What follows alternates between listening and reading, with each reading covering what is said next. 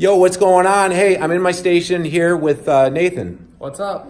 Nathan it's a funny story, man. We clashed our worlds together. We were strangers, and we met at Hallis Hall. We're both Olivet Nazarene alums. And I said, hey, what's your name? What do you do? And I said, I'm Darin Steen. I got the all-time tackling record at Olivet. I'm a little proud of that. And he's like, oh, that's cool.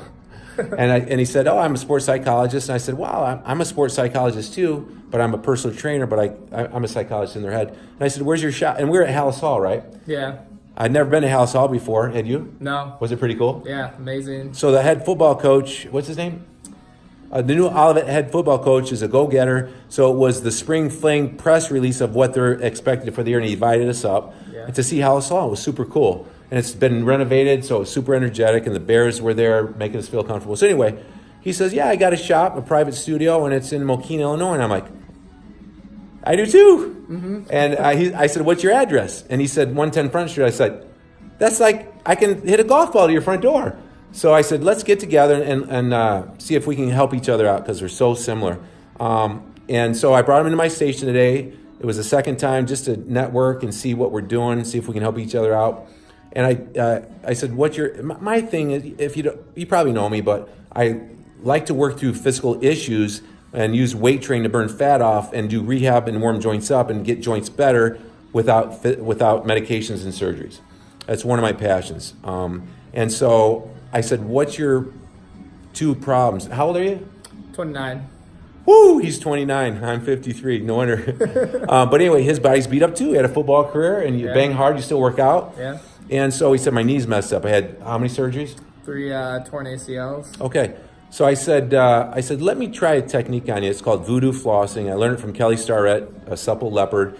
And I'm trying to impress him that I'm really good at what I do, which I always do to other people. Otherwise, why would they want to network with somebody if they're not? Yeah. So we did a Voo Doo Flossing technique that took about 2 minutes. I tied a real tight band around his knee and took him through slow range of motions, real simple, but very unique. And what did it feel like while we were doing it, and what do you think it felt like afterwards? And it was only 5 minutes ago, so. During it definitely felt a little bit different. It was obviously like tighter around my knee, which felt good actually, because normally it doesn't feel very strong or sturdy for the most part. Voo Doo Flossing, sorry to interrupt you. Voo Doo Flossing it's a very unique technique. It's a rubber band like this, and you put it around the joint of the issue, and you put it really, really tight to where they're begging to take it off in 2 minutes. And it gets blood out of there, and then when you release it, blood goes in, and it breaks up adhesions from the inside out versus lacrosse balls or foam rollers breaking adhesions up from the outside in. And there's probably more to it than that, but that's how I understand it. Mm-hmm. So during it, and I didn't even do it right for him because I hadn't done one for a while. The next time I'm going to do it right. But during it, it felt very unique and felt very supportive. Yeah. And after we took it off, would you say there was any benefit? It's only been 5 minutes, so. Yeah. Not as much stiffness. It was loose. It felt stronger. Does it still feel good? Yeah. Yeah. Just like moves and flows a lot easier than it would. So I've done this with clients before, and here's what happens. They can get a great workout in. Their muscles are sore in a good way around the issue, and then the issue gets better and better as we do Voo Doo Flossing before each workout going forward. So it's an amazing technique. Not a lot of people know about it. I just want to shoot this video to see if we could get that verbalized. I like to get things out of my head, Yeah. And then Nathan's a local guy here in Mokina. Yep. 100 feet from my shop. Mental Edge Counseling. Mental Edge Counseling. Yep. And I'm the transformation station. I'll give this video to you if you want to use it. And we're excited to help each other out, Maybe not, but I know we can get a workout in together. And we're already sort of planning things that we might be able to do together. He's got a couple businesses. I got a couple businesses.